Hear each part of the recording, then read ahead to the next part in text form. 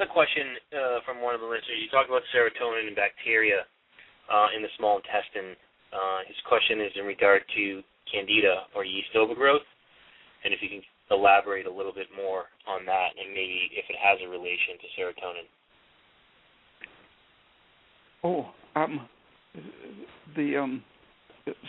The Candida normally is harmless in the intestine, but like the other organisms, it shouldn't be living very abundantly above your colon.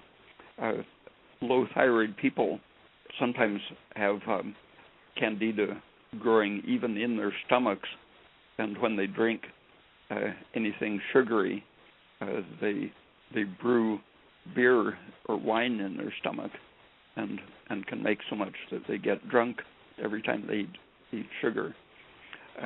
But ordinarily, they shouldn't be living there, and that's mainly because your thyroid function is low.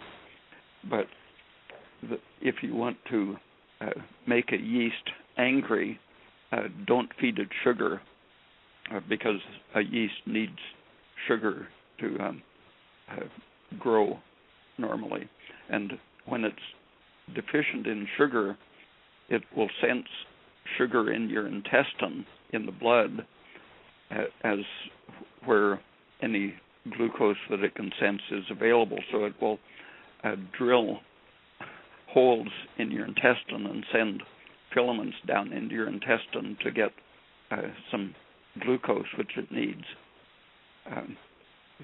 But if you keep feeding the yeast sugar, the worst you'll get is a little drunk.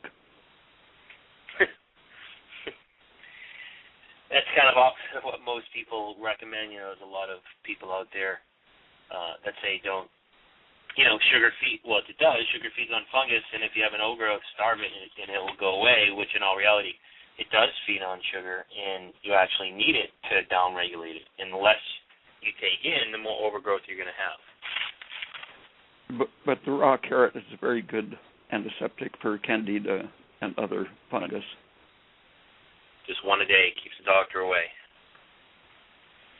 And we've seen people who had the typical high estrogen, high cortisol premenstrual syndrome.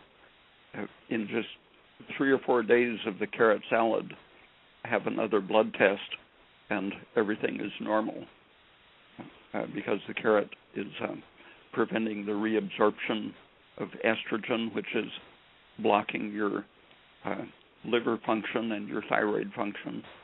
The carrot, by eliminating the endotoxin, lets your thyroid and other glands function properly to bring up your progesterone and lower your estrogen and cortisol.